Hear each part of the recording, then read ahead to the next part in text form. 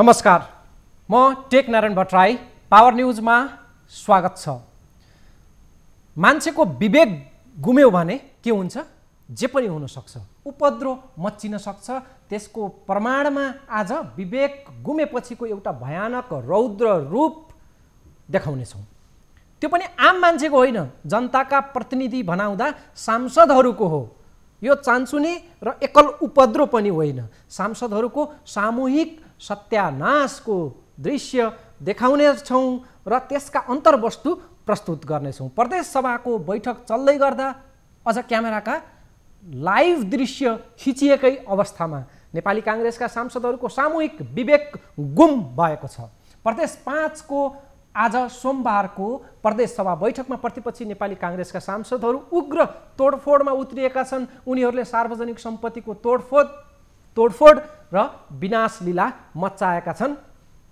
काठमाडौँको बानेश्वरको सङ्घीय संसदभित्रका विकृति र अराजकता अब सङ्क्रामक रोग बनेर प्रदेश सभाहरूमा पनि देखिन थालेका छन्। बानेश्वरमा मात्रै होइन, सङ्घीयतासँगै अहिले देशभर फैलिएको छ सिंहदरबार र संसद, अनि फैलिँदैछ प्रदेश सभामा, प्रदेशमा संसदभित्रै तोडफोड र अराजकता हो।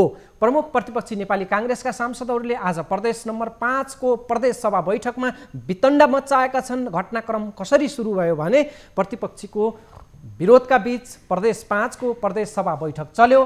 प्रदेश सरकारको तर्फबाट प्रदेशको नाम लुम्बिनी र राजधानी दाङ तोक्ने प्रस्ताव बोकेर कानुन मन्त्री कुलप्रसाद केसी निर्णयार्थ पेश गर्न रोस्टमतर्फ जाँदै थिए। उनलाई काङ्ग्रेसका सांसदले नाराबाजी गरेर रोक्ने प्रयास गरे। त्यस क्रममा निकै घम्साघम्सी चल्यो। मर्यादा पालकले मन्त्री केसीलाई मुस्किलले रोस्टमसम्म पुर्याएका थिए। बैठकमा होहल्ला बढ्दै गयो र एकाएक काङ्ग्रेस सांसदहरू उग्र तोडफोडमा उत्रिए। उनीहरूले कुर्सी उठाए, टेबुलमा बजारे, टेबुल उठाए, भुइँमा पछारे, माइकलाई झम्टिए, तार चुडाए, आवेगमा बोल्नु नबोल्नु बोले, गर्नु नगर्नु गरे। कतिसम्म भने हात हालाहाल पनि चल्यो। त्यो एक झलक दृश्य यहाँ म अब जोड्दैछु। त्यसपछि तोडफोड गर्ने सांसद पनि हामीले चिनौला। बुद्ध भूमि लुम्बिनीकै बेइज्जत हुने गरी त्यहाँका निर्वाचित सांसदको यो हदको, यो तहको उपद्रो र सडकमा पोखिएको क्रोधलाई पनि केलाउला। मुख्यमन्त्री शङ्कर पोखरेल र नेकपा महासचिव विष्णु पौडेलको भूमिकादेखि प्रधानमन्त्रीसम्म जोडिएर आउने गम्भीर मामलाहरूबारे विस्तृतमा जाउँला। त्योभन्दा पहिले एक झलक यो उत्पात हेरौँ। प्रदेश नम्बर 5 को नामाङ्करण र स्थायी राजधानीको प्रस्ताव सम्बन्धी आन्तरिक कार्यविधि 2077 को दफा 4 को उपदफा 5 बमोजिम छलफल गरियोस् भन्ने प्रस्ताव सभा समक्ष पेश गर्दछु। धन्यवाद।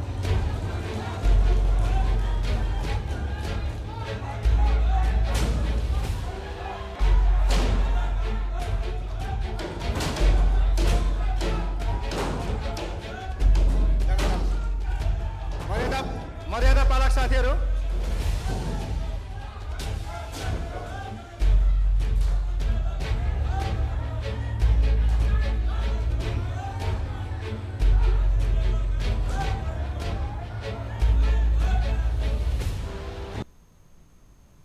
प्रदेश सभाको तोडफोडमा उत्रिने काङ्ग्रेस सांसद बसुद्दिन खाँ थिए, जसले कुर्सी उचालेर टेबुलमा बजारेर विध्वंसको श्री गणेश गरेका थिए। त्यसपछि काङ्ग्रेसका सांसदहरू रूपन्देहीका अष्टभुजा पाठक र नवलपरासीका सांसद बैजनाथ कलवारले कुर्सी उचालेर धान झाँटे झैँ, गहुँ ठटाए झैँ बाहुबली देखाएर तोडफोड मचाए।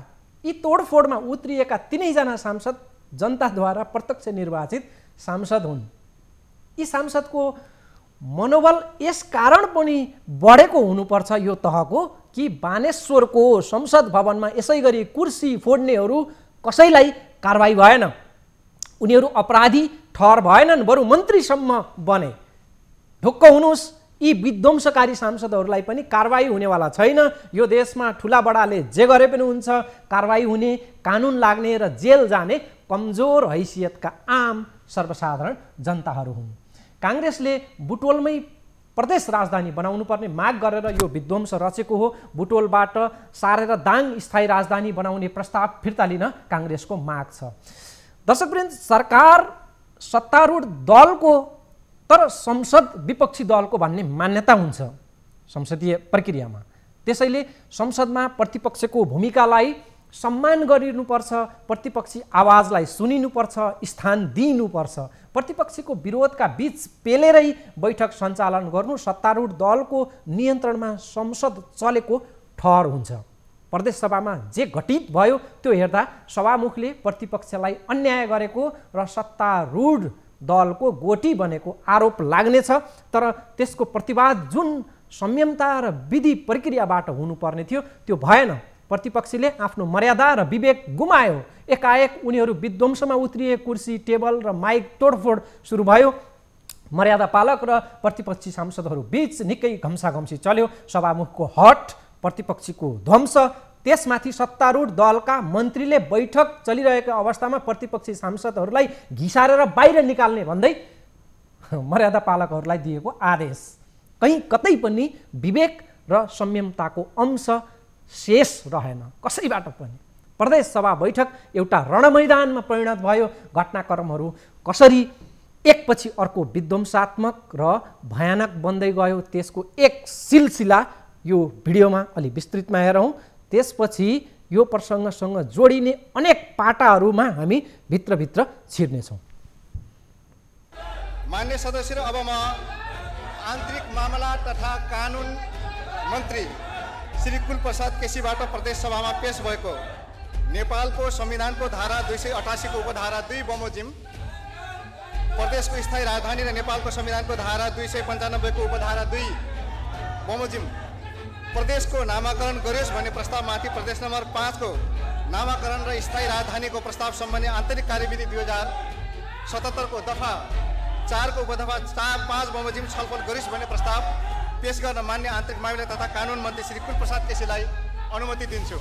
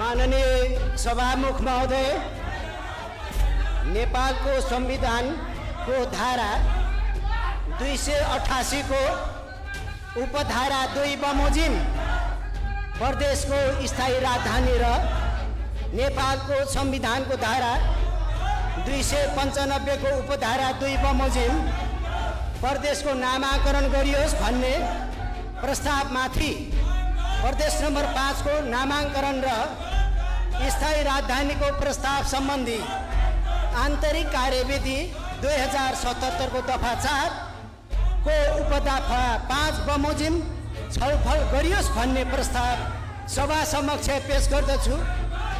धन्यवाद।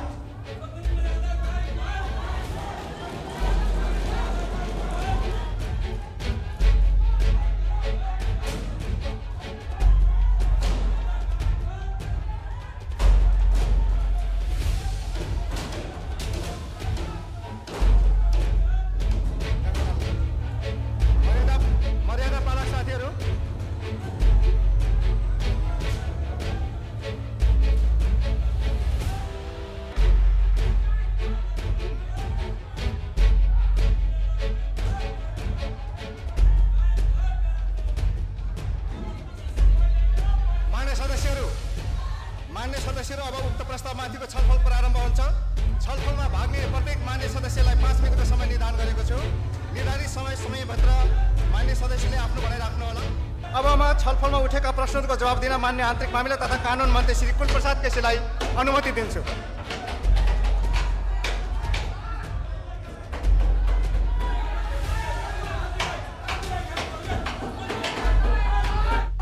उपस्थित साथीहरू, ल हेलो खिचाएर निकाल्यो।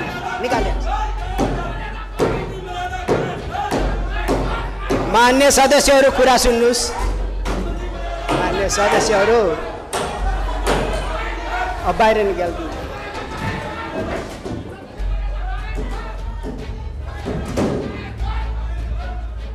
माननीय सदस्यहरूले आज जे प्रस्तुत गर्दै हुनुहुन्छ, सम्भवतः नेपाली काङ्ग्रेसको इतिहासमा यो बिपीले पनि गिज्याउँदै हुनुहुन्छ होला।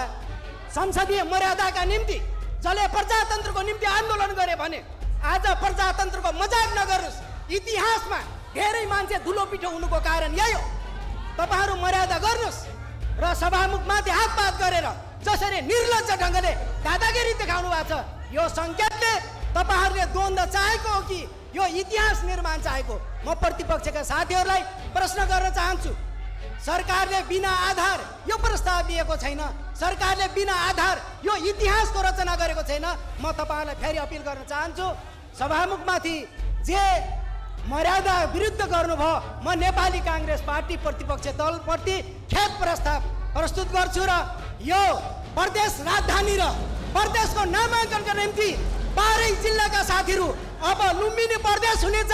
अब यसको मुकाम नयाँ राप्ती उपत्यका हुनेछ।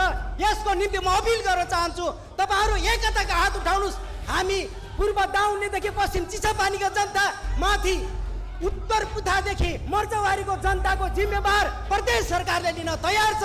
यो दिग्विजयको म अग्रिम शुभकामना दिँदै म यो प्रस्ताव फिर्ता होइन, गडगडाट एकताबद्ध ढङ्गले पारित गरिदिन म सभामुख मार्फत तपाईँ अपिल गर्दै म यो प्रतिवेदन माननीय सभामुख समक्ष म पेश गर्न चाहन्छु। विज्ञ समितिहरूले पेश गरेको प्रतिवेदन। मान्य सदस्यहरू, चालु छैटौँ अधिवेशनको आगामी 31औं बैठकसम्म 2077 साल आश्विन 20 गते मङ्गलबार मध्याह 12 बजे बस्ने गरी आजको यो बैठक यहीँ सम्पन्न हुन्छ।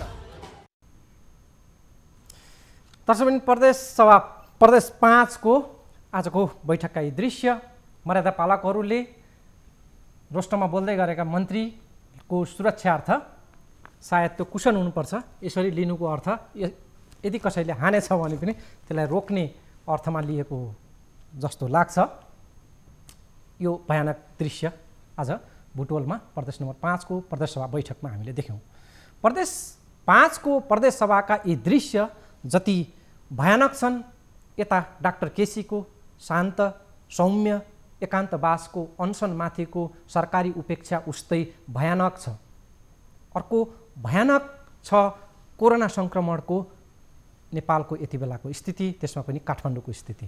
पछिल्ला दिनमा सङ्क्रमितको आँकडा दैनिक 2500 आसपास हुँदै उकालो लाग्दैछ। तर प्रधानमन्त्री र सरकारका प्राथमिकता पार्टी विवाद, निकटकालाई नियुक्ति र आत्मप्रचारमै केन्द्रित छन्। प्रधानमन्त्री निवास बालुवाटारमा गुट र फजुलका बैठक अनगिन्ती चलिरहेका हुन्छन्, तर डाक्टर केसीको आमरण अनसनमा बालुवाटार घनघोर निर्दयी बनेको छ। डाक्टर केसीको नाम उच्चारण गर्नसम्म प्रधानमन्त्री ओलीको अहम र दम्भले दिँदैन। समस्त प्राणी जगतको कल्याणका लागि आफ्नो शासन सत्ता र राजपाट नै त्याग गरेर विश्वभर शान्ति र प्रेमको पर्याय बनेका बुद्धको देशमा कठोर निर्दयी र दम्भी शासकहरूको हाली मुहाली चलेको छ। अर्कोतर्फ बुद्ध भूमि लुम्बिनीमा त्यहाँको सडकदेखि संसदसम्म अशान्त र हिंसात्मक एउटा परिस्थिति बनेको छ। बुद्ध जन्मेको भूमि हो नेपाल भन्ने आत्मसात गर्दा मात्रै पनि शासकहरूलाई महसुस हुनुपर्ने हो कि यो त हाम्रो देशको निकै गम्भीर हालत हो। दर्शकवृन्द, कृपया गहिरिएर मनन गर्नुहोला। शान्त सन्त सन्यासी एउटा बुढो सत्याग्रही डाक्टरसँग सरकार क्रूर रवैयामा प्रस्तुत भएको छ। भारत पुगेर गान्धीको समाधिमा फुलमाला चढाउने ढोङ्गीहरू एउटा बुढो सत्याग्रहीमाथि यति विघ्न निर्दयी बनिरहेका छन् कि केलाएर हेर्दा भयानक विरोधाभास लाग्छ।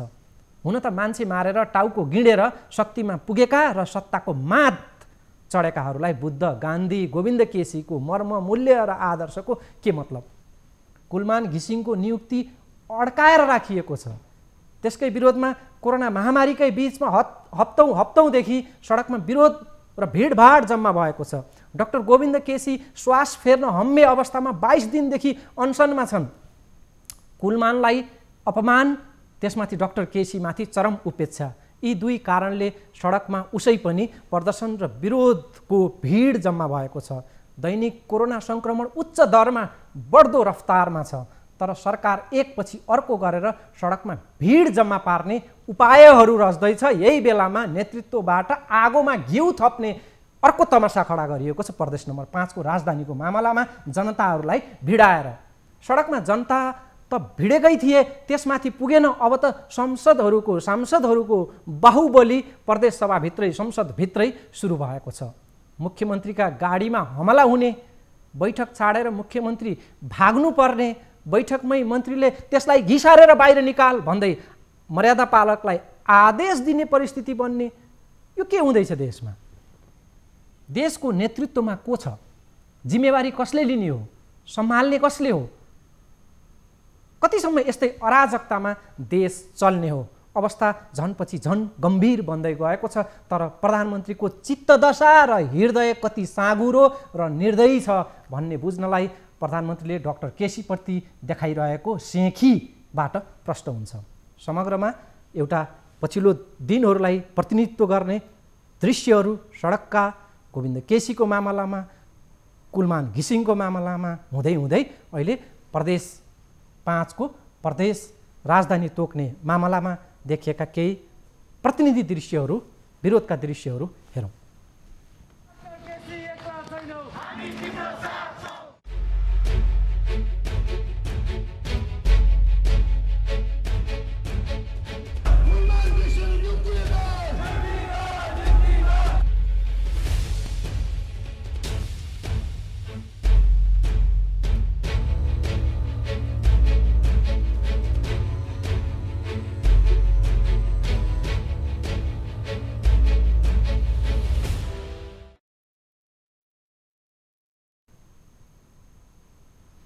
पछिल्ला दिन देशका यी दृश्यहरू हुन्। कुलमान घिसिङको नियुक्ति प्रकरणमा सरकारले गरिरहेको आलटालले नागरिकहरूको चित्त दुखाएको छ। त्यसमा नागरिकहरू सडकमा उत्रिएका छन्। 22 दिनदेखि गोविन्द केसी स्वास्थ्य सुधारको माग गर्दै अहिलेको 19औं अनसनलाई जारी राख्दै हुनुहुन्छ। त्यसमा सरकारले कुनै खालको रेस्पोन्स दिइरहेको छैन। बालुवाटार त्यसमा अनदेखा गरिरहेको छ। त्यसको पनि विरोध र त्यसको प्रतिक्रिया स्वरूप नागरिकहरू सडकमा उत्रिएका छन्। अर्कोतर्फ बुटोलमा अहिले समग्रमा प्रदेश 5 मा एउटा खालको तमासा खडा गरिएको छ। एकातिर कोरोनाको सङ्क्रमण बढ्दो अवस्थामा छ। देश तहस नहस, एउटा सम्हाल्नै मुस्किल पर्ने अवस्थामा खडा छ। यसको विस्तृत अझै विवरणहरू बाँकी नै छन्। त्योभन्दा अगाडि एउटा ब्रेक।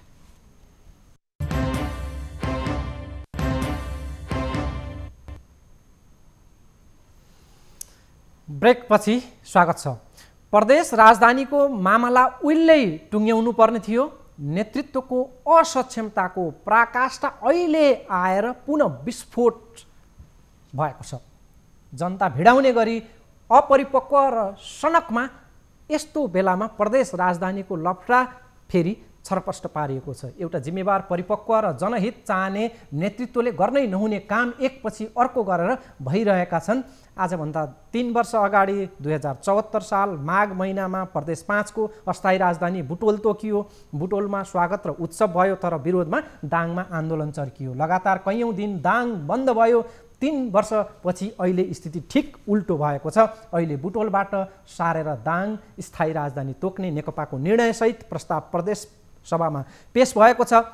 दाङमा स्वाभाविक यसको समर्थन र स्वागत छ, तर बुटोल आन्दोलनमा उग्र देखिँदैछ। राजधानी खोसिएपछि बन्द हडताल गर्ने पालो बुटवलको पोल्टामा परेको छ। नेताहरूले अरू केही दिन नसके पनि पालै पालो टायर बाल्ने र विरोधमा उत्रिने अवसरको समान वितरण गरिरहेका छन्। टायर बाल्ने एक मौका दाङलाई, अर्को एक मौका फेरि बुटवललाई। अवसरको समान वितरणको योभन्दा उत्तम नमुना के हुन सक्छ? पहिले जनता मिलाउने नेता कहलिन्थे, तर अहिले परिभाषा फेरिएको छ। जनता लडाउने नेता अहिले कहलिँदैछन्। जनता लडाउनेमा प्रदेश 5 का 2 नेता विष्णु पौडेल र शङ्कर पोखरेल आफ्नो भूमिका, कद र स्वार्थका कारणले यति बेला चर्चा योग्य छन्। हुन त जनता भिडाउने केन्द्रीय मुखियाहरू केपी शर्मा ओली, प्रचण्ड, देउबाहरू नै हुनुहुन्छ, तर प्रदेश तहमा विष्णु पौडेल र शङ्कर पोखरेल असरदार भूमिकामा हुनुहुन्छ। यति बेला उहाँहरूको महिमागान र आरती उतारिएन भने अन्याय हुनेछ। उहाँहरू 2 जना नै हो। एकले दाङमा जसरी पनि राजधानी बनाउँछु, मलाई भोट दिनुहोस्, उहाँको एउटा, अर्को बुटवल राजधानी म जसरी पनि बुटवललाई राजधानी बनाउँछु, भोट मलाई दिनुहोस् विष्णु पौडेल। प्रदेश राजधानी तोक्ने विषय जस्तो गम्भीर मामलामा कुनै एक नेताको इच्छा, हट र सनकले हुने हो। जनतालाई मिसलिड गर्ने, गलत सन्देश दिने र गलत दिशातिर उन्मुख गर्ने काम निर्वाचनको चुनावी नारा तय गर्ने सन्दर्भमै भएको थियो। अरू थुप्रै नेताहरू पनि प्रदेश राजधानीको आफ्नो यो चुनावी एजेन्डा बनाएर जनता माझ इगो र हट झार्ने काम गरेका थिए। अरू पनि छन्। अहिले त्यसको दुष्परिणाम भोग्नु परेको छ। 3 वर्ष पहिले शङ्कर पोखरेललाई प्रदेश 5 को मुख्यमन्त्री बन्नु थियो। उहाँलाई काङ्ग्रेसलाई समेत रिजाउनु थियो र बुटवल क्षेत्रको पनि समर्थन चाहिएको थियो। मुख्यमन्त्री पदसँग अस्थायी राजधानी साट्ने भूमिका खेलेको आरोप पनि उहाँलाई लाग्यो।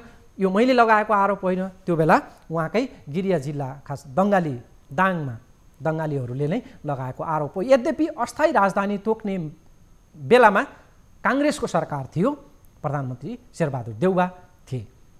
मुख्यमन्त्री आफ्ना नाममा पक्का गर्दै प्रदेश 5 को अस्थायी राजधानी बुटवल तोक्न शङ्कर पोखरेलका लागि आपत्ति थिएन, भएन तुलनात्मक त्यो बेला, किनकि त्यो बेला बुटवलमै मुख्यमन्त्री बस्नुपर्ने थियो, त्यही कार्यालय स्थापना गर्नु थियो। त्यसैले बुटवललाई चिड्याउनु शङ्कर पोखरेलका लागि उचित थिएन। अस्थायी राजधानी बुटवल बनाउने निर्णयको दाङमा व्यापक विरोध भए पनि दाङबाट निर्वाचित शङ्कर पोखरेल मुख्यमन्त्री बन्ने आफ्नो मिसनमा सफल हुनुभयो। सायद 3 वर्ष पहिले शङ्कर पोखरेलले दाङका आफ्ना निकटहरूलाई, शुभचिन्तकहरूलाई भन्नुभएको थियो होला, अहिले सकेको विरोध गर्नुहोस्, म मुख्यमन्त्री भएर बुटवलमै बस्नु छ अहिलेका लागि, त्यसैले मेरो बाध्यता बुझिदिनु होला। बुटवलबाट दाङ राजधानी सार्ने अर्को मिसनमा मैले मेरो ड्यामेज कन्ट्रोल गर्नेछु। अहिले रिसाएका दङ्गाली जनताहरूलाई त्यति बेला फकाउँला सायद।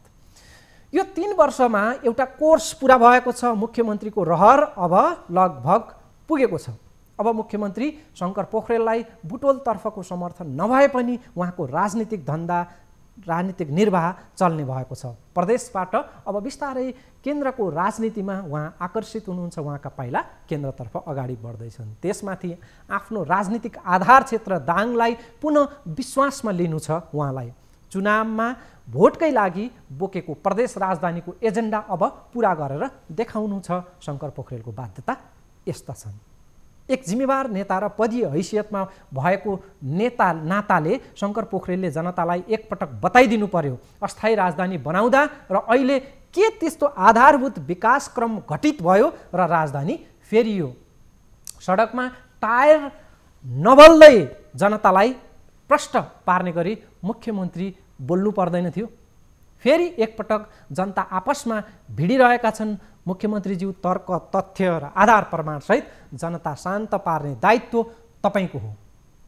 यतिका वर्षहरू खपत गरेर के चाहिँ तयारी गर्नुभयो त कि राजधानी तोक्ने विषयमा जनतालाई विश्वासमा लिन सकियोस्। मुख्यमन्त्रीको रहर पुरा गर्ने बाहेक के आधारभूत जग तयार भयो यतिका वर्षमा, त्यो बताउने ठाउँमा तपाईँ हुनुहुन्छ। मुख्यमन्त्रीज्यू जनतालाई बताउनुहोस्।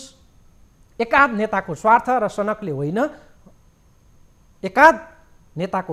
सनकले होइन है, यो आधार र कारणले प्रदेश राजधानी तोकिएको हो।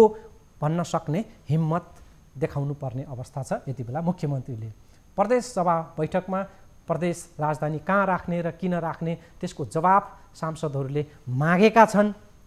त्यहाँ उपद्रो छ, यता सडकमा त्यसको चित्तबुझ्दो जवाफ नपाएरै आन्दोलनहरू चर्किरहेको छ। त्यसैले तर्कसम्मत र न्याय हुने गरी प्रदेश राजधानी तोकिएको छ भन्ने दृढतापूर्वक जवाफ दिन नेकपा नेतृत्वले पनि सक्नुपर्छ, मुख्यमन्त्रीले त सक्नुपर्छ नै, प्रदेश सरकारले पनि त्यो जवाफ दिन यति बेला आवश्यक छ। यही आवाज प्रदेश सभा बैठकमा उठेको छ। प्रदेश सभा बैठक यति बेला राष्ट्रिय समाचार बनेको छ, देशको एउटा ध्यानाकर्षणको विषय बनेको छ। आजको खास गरी जुन आज तोडफोड भएको छ र त्यहाँ भएका अरू केही सन्दर्भहरू एउटा यो अन्तिम दृश्य भिडियोमा हेरौँ, त्यसपछि अघि बढाउँला।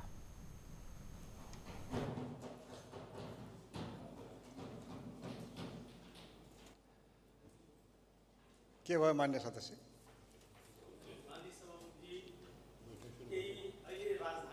मैले बैठक सुरु नै गरेका छैन। मान्य सदस्य र प्रदेश नम्बर 5 प्रदेश सभाको 6औं अधिवेशनको 30औं बैठकको कारबाही प्रारम्भ हुन्छ। ध्यानाकर्षणको विषय राख्नु हुनमा मान्य सदस्यलाई अनुमति दिन्छु। सर्वप्रथम मान्य सदस्य रमा।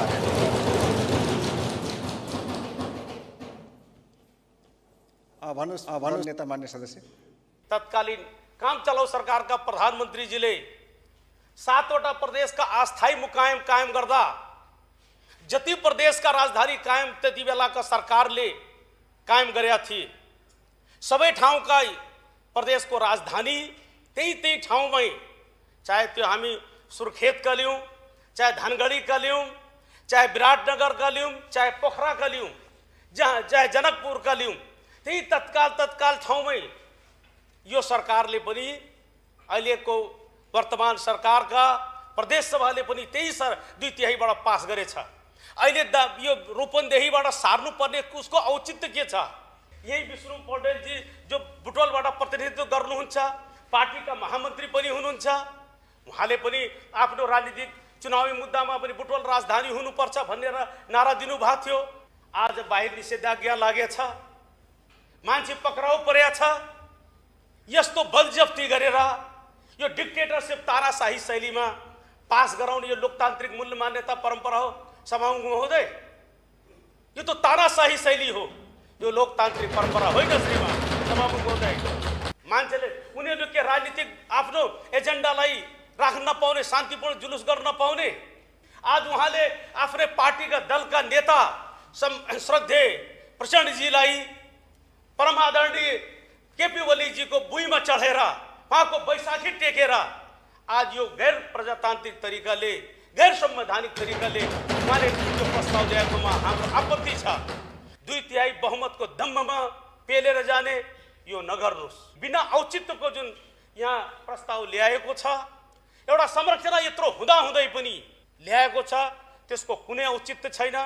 त्यसमा हामी सभा सञ्चालनमा सभामुखलाई सहयोग गर्न सक्दैनौँ। एउटा राजनीतिक वातावरण, एउटा राजनीतिक संवादबाट निकास निकालौँ, त्यसपछि हामी सभामा। धन्यवाद।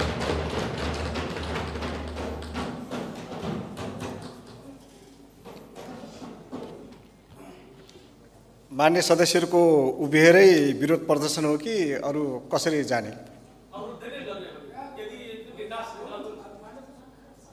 एकछिन, मान्य सदस्यले ध्यानाकर्षण प्रस्तावमा बोल्न चाह्यो कि अरू विषयमा बोल्न चाह्यो? प्रस्तावमा बोल्न चाहेको, सरकारले जे गरेछ त्यसको विरोधमा पनि बोल्न चाहेको। त्यसो भएपछि उता दल नेताले तपाईँहरूको दलको निर्णय हो कि के हो? दलको निर्णय यता चाहिँ प्रमुख प्रतिपक्षी दलका दल नेताले बोलिसक्नुभयो, तपाईँहरूको चाहिँ दल नेताको निर्णय हो कि के हो? ध्यानाकर्षणको विषयमा बोल्न पाएँ नि मैले। अब ध्यानाकर्षणको विषयमा बोलेपछि चाहिँ सभा सञ्चालन गर्नुपर्छ मान्यज्यू। त्यसो भएपछि चाहिँ मान्य सदस्यले बसिदिनु पर्यो।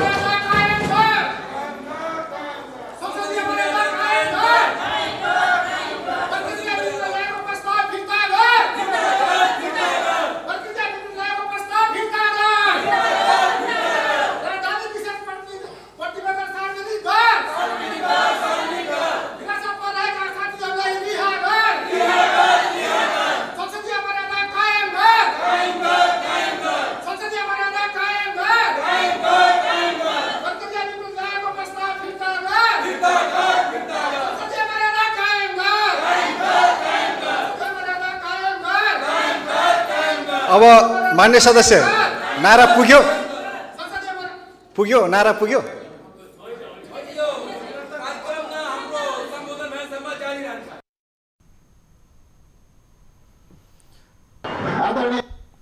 मुख्यमन्त्रीको प्रसङ्गपछि अब अर्का नेताको सन्दर्भलाई यहाँ जोडौँ। उहाँ हुनुहुन्छ नेकपा महासचिव विष्णु पौडेल। उहाँ अहिले अर्थमन्त्री हुनका लागि घनघोर आकाङ्क्षीमा हुनुहुन्छ।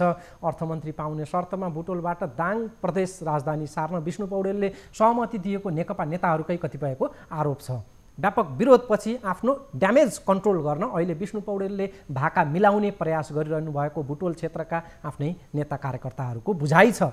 उहाँलाई यति बेला आफैले चुनाव ताका गरेको भाषण आफ्नै मतदाताहरूले म्यासेजमा पठाइरहेका छन् र भोट माग्दाको वचन स्मरण गराइरहेका छन्।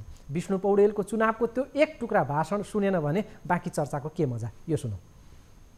आदरणीय महानुभावहरू, म यो कुरा राख्न चाहन्छु, अहिले पनि यो खालको प्रदेश टुक्राउने कोसिस हुँदैछ। म फाइनल वर्ड बोल्न चाहन्छु, अन्तिम वाक्य बोल्न चाहन्छु। यो 5 नम्बर प्रदेशलाई टुक्राउनुभन्दा पहिला 5 नम्बर प्रदेशबाट यहाँका जनताको अभिमतबाट निर्वाचित भएका विष्णु पौडेल र विष्णु पौडेलहरूलाई टुक्रा पार्नुपर्नेछ। हिम्मत छ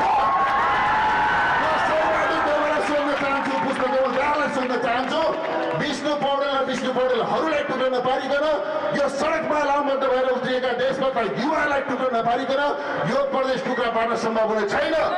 हिम्मत छ हिम्मत म सोध्न चाहन्छु, हिम्मत छ भने आऊ यो मैदानमा, हामी जवाब दिन तयार छौँ। म भन्न चाहन्छु, यो प्रदेशलाई टुक्रा पार्ने कोसिस किमार्थ सफल हुने छैन। पुच्छ लुकाएर भाग्नु पर्नेछ। हामी खबरदारी गर्न चाहन्छौँ। यहाँनिर आदरणीय महानुभावहरू, बुटवल प्रदेशको राजधानी भएर छाड्नेछ, हामीले बनाएर छाड्नेछौँ। काङ्ग्रेसको नेतृत्वलाई सुन्ने गरी म भन्न चाहन्छु।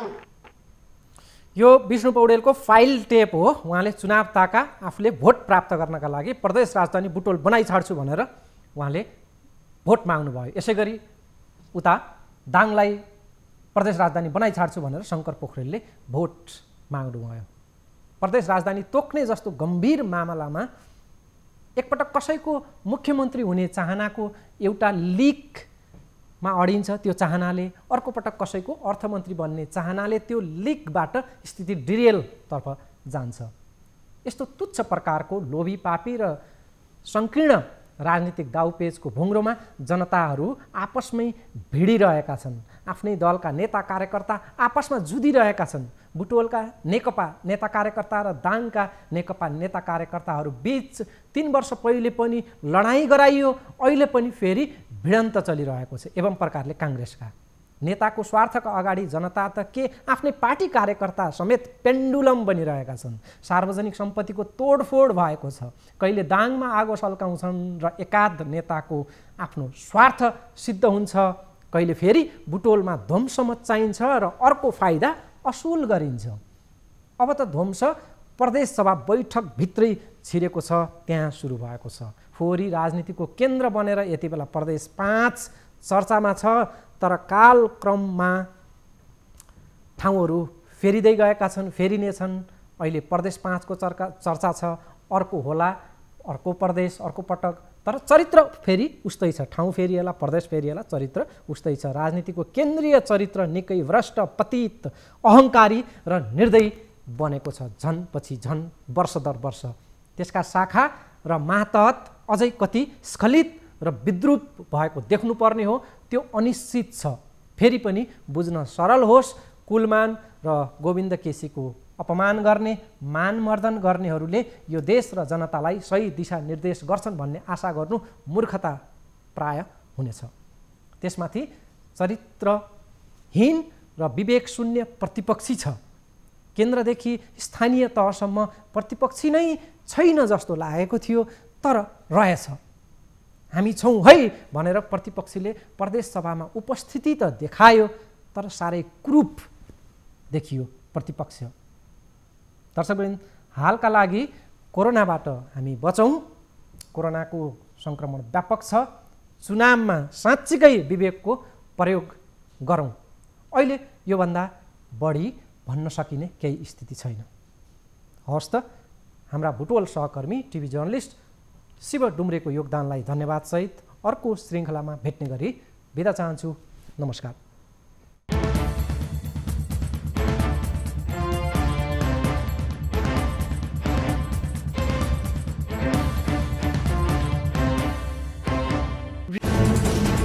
कोरोनाले सृजना गरेको सङ्कटमा पल पलका न्युज अपडेट र हर क्षेत्रको कभरेजका लागि न्युज 24 नेपाल युट्युब च्यानललाई सब्स्क्राइब गर्नुहोला।